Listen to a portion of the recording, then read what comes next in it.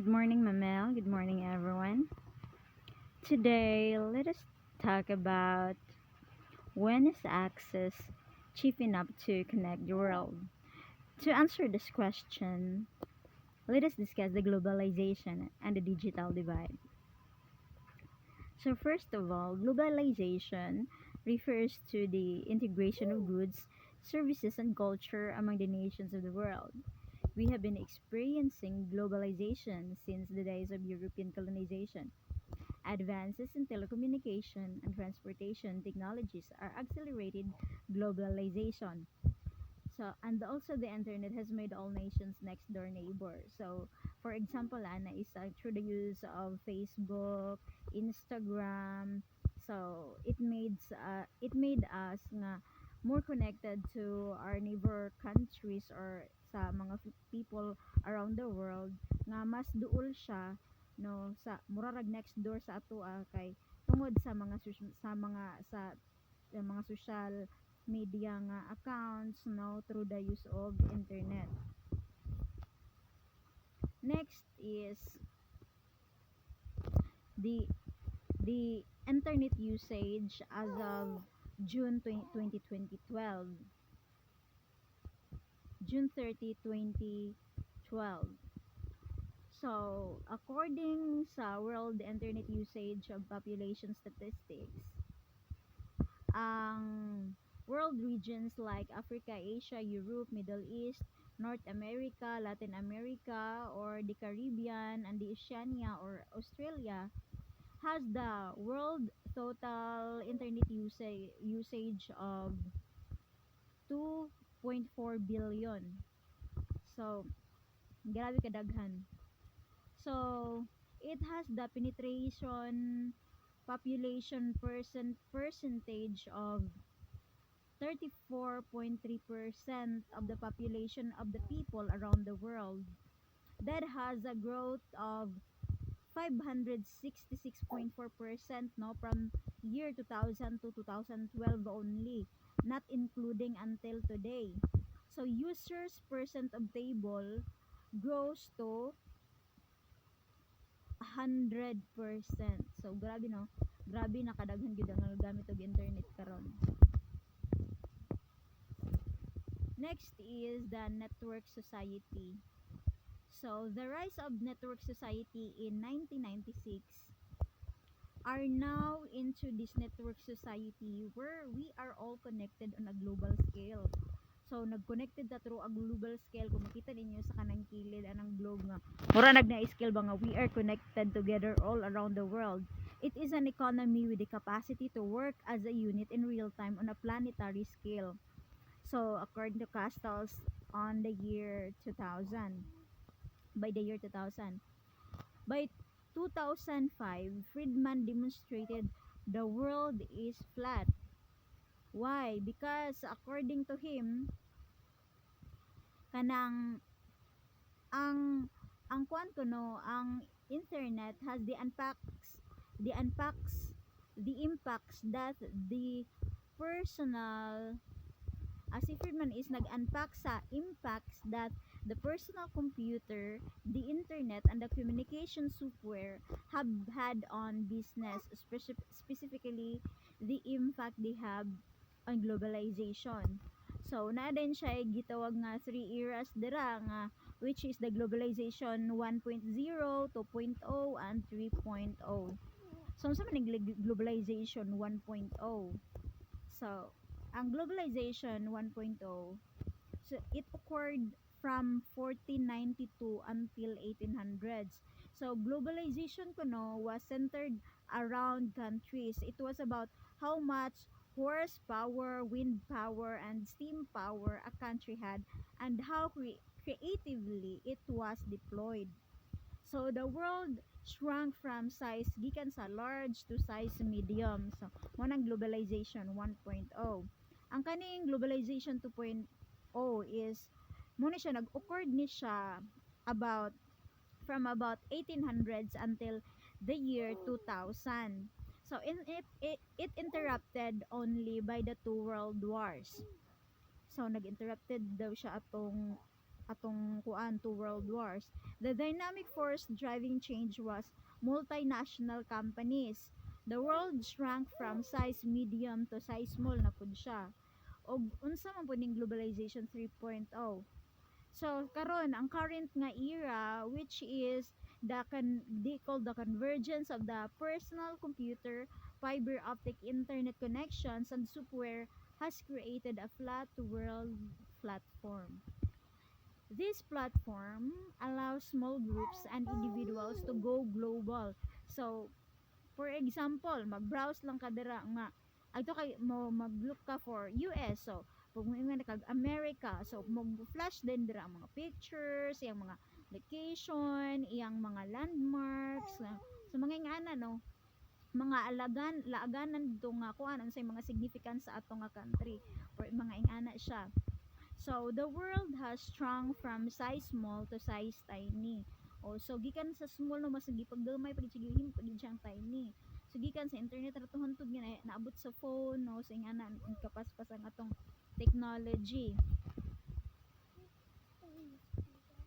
And next is the IT technologies and globalization. So the work of IT is no sa globalization. First is the graphical user interface for personal computers. Next is the internet infrastructure and the open source movement. And next is the mobile technologies and also the introduction of software to automate and integrate business processes. So under ana is sa introduction of software is para ma-automate siya, ma-automatic and og ma-integrate siya is kanang for software that allows people to work together more easily, software that allows different software packages and databases to integrate with each other more easily, so para mas mapasayon siya. IA payment processing systems and shipping calculators. So muna siya no. So karon for example aning payment processing system and shipping calculators kay para sa kanang mga peddler, kanang mga ingana nga mga apps, mga kanang Lazada, mga Shopee, mga Shopee, mga Shopee Pay, mga ingana ba, mga kanang GCash, mga ingana ba, mga kanang payment processing systems, mga PayPal, shipping calculators mo na siya. Nga para mas mapasayon nga pwede bisag naa ka diri sa Pilipinas, pwede ka magbayad dito sa America through PayPal, mga ingana siya. Unsa man ang advantages of kanang global firms? So ang new era, ang bagong era of globalization allows any business to become international. So mas mailhan ta pinaagi sa use of internet no, sa pinaagi sa globalization, pagpalawak no sa ato ang lugar. For example Lazada, kung ang tagalaing nasod mo palit dito sa Lazada, so mas mailhan siya ang brand lugar. For example natay product nga gibaligya, so mas maila siya. For example Brilliant nga beauty or kanang skincare product manging ana, so mas mailhan siya internationally. Advantages of global firms also is the ability to locate expertise and labor around the world. So mas imo siyang ma-locate no, og kuan ang pag-labor around the world pod mura kag nag-tour sa kanang kuan around the world no, kanang murag mag-service ka ba nga mag-serve ka around the world through the use of internet. So ingana siya pareha sa news. So through sa balita no, ingana mga bisan asa sa kalibutan, so mahibal-an nato dayon kay naman tay internet.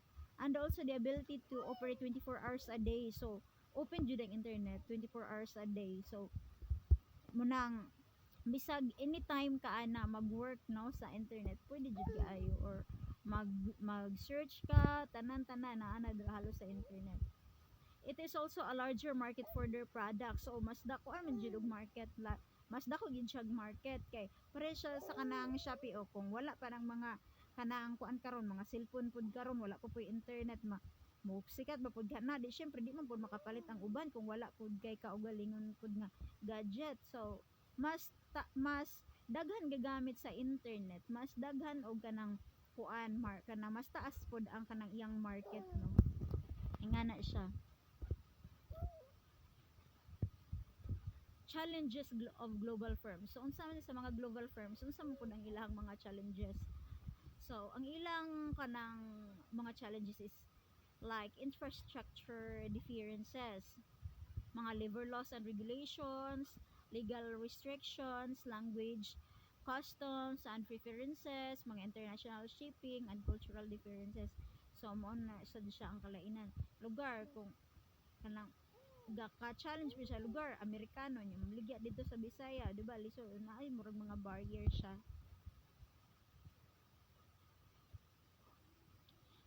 Sa kaning nga illustration is nagpakita po ni siya sa kanang mga differences no sa average sa speed sa internet sa by country. So ang ipakita lang diri sa ang top 20.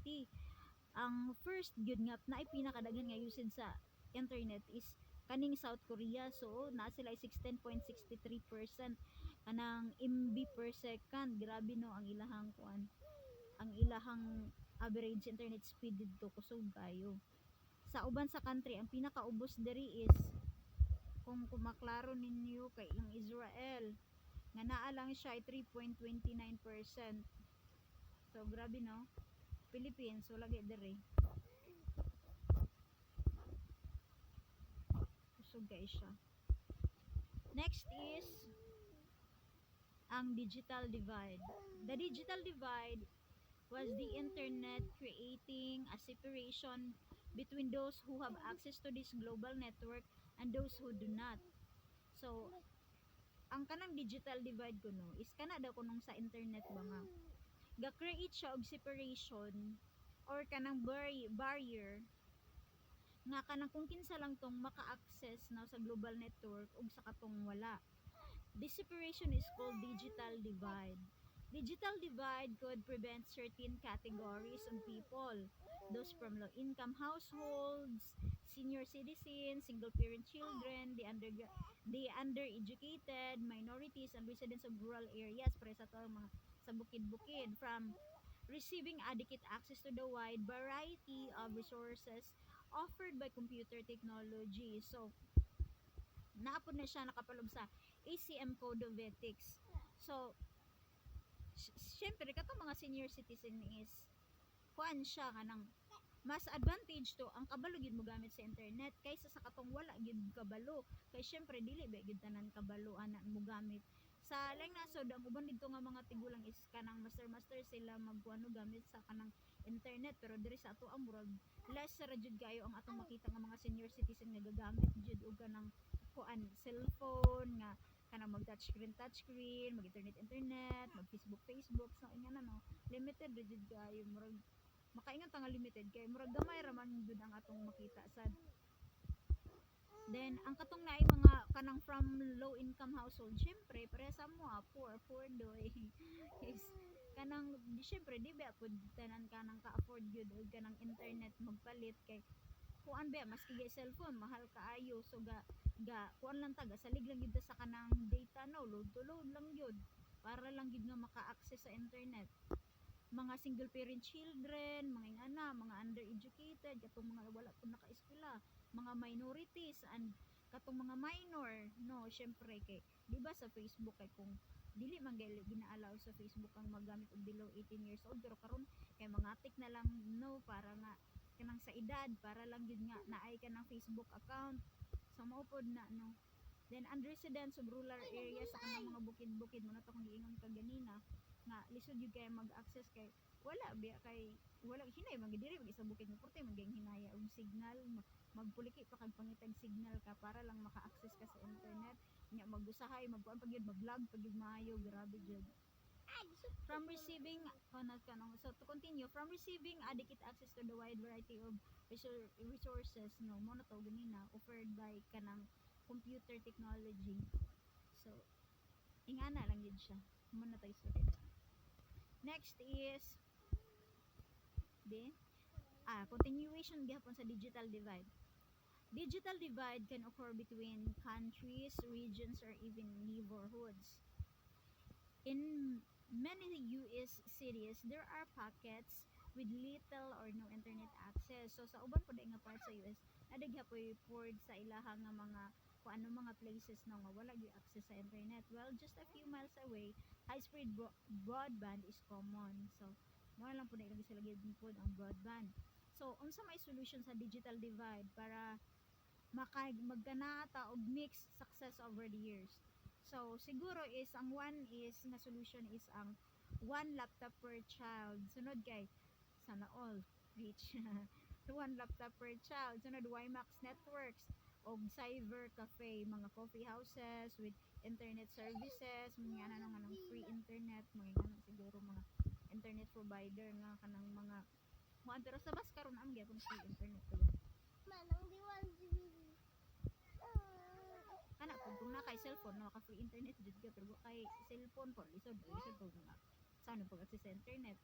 Sunod is kaning kuan iyahang kuan lahi nga view sa problem was proposed by Nelson atong 2006. Kani nga author is nag-break siya sa digital divide into 3 stages. So, classify pud niya ang saning digital divide. First is economic divide, usability divide, and empowerment divide. Unsa man economic divide? Economic divide was usually called the digital divide in Nelson's term. The idea that some people can afford to have a computer and internet access while others cannot. So ang uban makapalit ba gyud kanang mga internet so pareha sa amo wala pa gyud kapalit. Then hardware is cheaper today than in the past. O bitaw mas brato bitaw jud karon. Sa una pag una niyang gawa sa ana purti pang mahala. So karon nagkaanam-anam na gyud siya og kabrato. In the future, computers will be cheaper and more powerful, some Moore's law. So Nelson also suggests that this cost is not going to be an issue in the future. So di na gyud kay siya big issue no kay kung maka-afford na tanan og kanang gadget di maka-access na gyud tanan sa internet.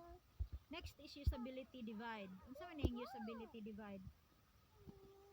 These are technology remains so complicated that many people couldn't use a computer even if they got one for free. So ang uban po no palit-palit ta og kanang computer. Syempre saan man ito gamit pag operate di pud kabalo di syempre manubo na lang. O ingana ang ginabuhat pud sa uban. Even for those who can use a computer, accessing all the benefits of having one is beyond their understanding. So mas advantage gyud sa katong makabalo no. Kay karon kung wala kay kanang kuan, wala kay internet pwede ra man ka moadto sa kanang mga kanang internetan para maka-access ka sa internet niya kanang mas advantage gid kung kabalo jud ka mogamit isa sa dili no bisan ako dili pa man kay ko kabalo jud sa tanan-tanan jud so naa jud kanang master jud kaayo pareha sa tong mga instructor sa ama mga master jud kaayo bright kaayo no mag-access sa internet. Then ako may nagtabyog, buya man nagtabyog. To continue. So, ano man ta? Even for those who can use a computer, accessing all the benefits of having one is beyond their understanding. So, mo-give to siya ganina. This problem is particularly evident with low literacy and senior persons o katong mga tigulang. Some authors present this problem by separating digital natives versus digital anang immigrants. So unsa man ning digital natives? Kaning digital natives kaning nagdako sila pare sa kanang mga bata nga master na kay mo gamit og kanang kuan gadget no, mga tablets, mga cellphone. Kabalo na mo access sa internet no mo on sa data unya mag YouTube bisa di pa kabasa. Ngingana ni siya unya versus kung imo siya siyang i-compare sa digital immigrants, kaning digital immigrants, ang meaning ani is kanang kuan ba sa kanang kanang wala pa ka nagdako ka pero aya pa din ka naka ila sa computer nga kanang tigulang na ka ba ngana kanang bago pa murag may sikat sa tuwa ingana. Then we know how to solve this problem but the solutions is not cost effective according to Nelson. So, kaning kuan, empowerment divide. Empowerment divide is the most difficult to solve. Pinakalisod daw ni siya. It is concerned with how we use technology to empower ourselves. very few users truly understand the power that digital technologies can give them. Researchers report that very few people contribute content to the internet. Few users use advanced search o gamay ra jud bitaw nga ga-advance sila og search daan. Many people will limit what they can do online by accepting the basic default settings of their computers. O bitaw kay pwede ba gid na nimo iset, di ba? Users do not work to understand how they can truly be empowered. So, ang uban nga users wala kanang do not work to understand. Kanang wala nagtrabaho ba para makasabot sila og giunsa pagkuan they can truly be empowered nga makatabang sa ilaha. So, sa ilang unsaon nga maka-benefit sila sa internet. So, more to din siya. So, kaning questions is pwede ra ni i-post i-push ang video para nga man-answer ni questions. Marati siya. Thank you so much.